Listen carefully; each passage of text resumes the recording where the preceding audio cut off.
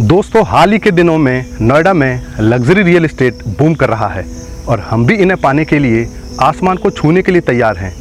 आसमान को छूने के सपने देखने में कोई बुराई नहीं, मगर नींद से जागने के बाद इंसान को अपने कदम ज़मीन पर ही रखने पड़ते हैं और ज़मीन को मजबूत बनाए बगैर आसमान में उड़ान नहीं भरी जा सकती। इसलिए हम जब भी अपने सपनों को हकीकत में बदलने की कोशिश करते हैं तो सही जानकारी और सावधानी बरतना बेहद ही महत्वपूर्ण होता है, खासकर तब जब बात रियल एस्टेट की हो। इसलिए लग्जरी प्रॉपर्टी में निवेश करने से पहले आपको इसकी सही जानकारी होना बहुत ज़रूरी है। क्या आपके मन में ये सवाल नहीं उठता कि ऐसा क्या है इन लग्जरी प्रोजेक्ट्स में जिसमें हर दूसरा बिल्डर रुचि दिखा रहा है? क्या ये सिर्फ एक ट्रेंड है या इसके पीछे के कुछ और ही गहरे कारण हैं? आइए आज के इस वीडियो में इन सवालों के जवाब ढूंढते हैं और जानते हैं कि क्यों नोएडा में लग्जरी रियल एस्टेट मार्केट इतनी तेज़ी से बढ़ रहा है। तो चलिए शुरू करते हैं इस वीडियो को।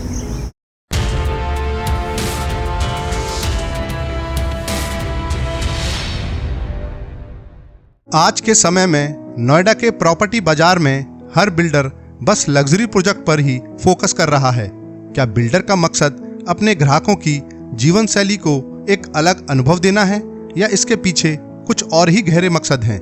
इस बात को गहराई से समझने के लिए आपको ये समझना होगा कि बिल्डर एक बिजनेसमैन है और उसका मकसद कम से कम लागत में ज़्यादा से ज़्यादा मुनाफा कमाने का होता है।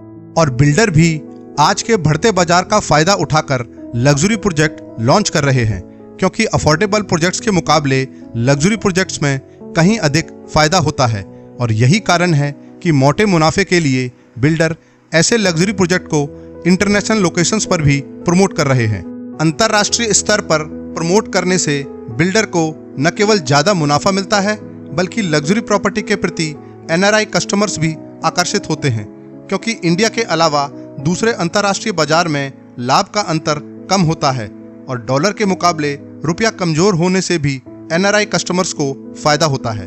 केवल फायदे को देखते हुए ही NRI कस्टमर्स यहाँ निवेश नहीं करते, बल्कि देश के प्रति एक भावनात्मक जुड़ाव भी उन्हें यहाँ निवेश के लिए प्रेरित करता है और उन्हें विश्वास दिलाता है कि उनका निवेश सुरक्षित और सफल होगा। मगर लग्जरी प्रॉपर्टी के कस्टमर्स अफोर्डेबल प्रॉपर्टी की तुलना में कम होते हैं, इसलिए इन सभी लग्जरी प्रोजेक्ट में नंबर ऑफ अपार्टमेंट्स कम होते हैं, क्योंकि कीमत ज़्यादा होने के कारण ज़्यादा अपार्टमेंट्स को सेल करना मुश्किल होता है। इसलिए बिल्डर इनकी संख्या 150 से 300 अपार्टमेंट्स के बीच में ही रखते हैं, जबकि अफोर्डेबल और मिड सेगमेंट प्रोजेक्ट्स में यही संख्या 1000 से 3000 के बीच में रहती है। मिडिल क्लास के बिहेवियर और लो प्रॉफिट मार्जिन के कारण बिल्डर मिड सेगमेंट सोसाइटीज़ का निर्माण नहीं करना चाहते, क्योंकि इसमें रिटर्न ऑफ इन्वेस्टमेंट में अधिक समय लगता है और निर्माण की लागत भी अधिक होती है, जिससे उन्हें अधिक लाभ कमाने में मुश्किलें आती हैं।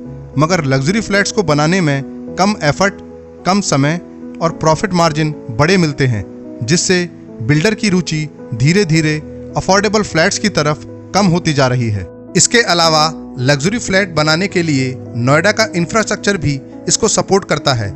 सोसाइटी के चारों ओर ग्रीन बेल्ट, चौड़े चौड़े रोड और नोएडा शहर के चारों ओर बड़े बड़े एक्सप्रेसवे लग्जरी रियल एस्टेट को बढ़ावा देते हैं, जिससे बिल्डर भी नोएडा के इंफ्रास्ट्रक्चर को मार्केट करके लग्जरी प्रोजेक्ट लॉन्च कर रहे हैं।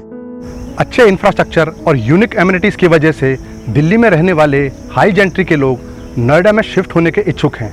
मान लीजिए अगर 5% लोग भी दिल्ली से आकर इन लग्जरी फ्लैट्स को खरीद लें तो नोएडा की लग्जरी प्रॉपर्टी में ज़बरदस्त उछाल आएगा। मध्यम वर्ग के लोग इन लग्जरी फ्लैट्स को खरीदने में सक्षम नहीं हैं और नोएडा में हायर क्लास की कम आबादी के कारण बिल्डर लग्जरी सेगमेंट में केवल लिमिटेड फ्लैट्स ही लॉन्च करते हैं, जिससे इन सभी लग्जरी प्रॉपर्टी की डिमांड और सप्लाई में बैलेंस बना रहे। और इसलिए बिल्डर्स को अपनी रणनीति सावधानी से निर्धारित करनी पड़ती है। और यही कारण है कि बिल्डर जब भी नोएडा में कोई लग्जरी प्रोजेक्ट लॉन्च करते हैं तो उसमें अपार्टमेंट्स की संख्या 200 से 300 के आसपास ही होती है और मिड सेगमेंट प्रोजेक्ट में यही संख्या बढ़कर 1000 से 3000 हो जाती है। अब ये तो आपने जान लिया कि नोएडा में लग्जरी प्रोजेक्ट क्यों लॉन्च हो रहे हैं, मगर इसमें सही में वो लग्जरी अनुभव मिलता भी है या नहीं, ये जानना भी उतना ही महत्वपूर्ण है।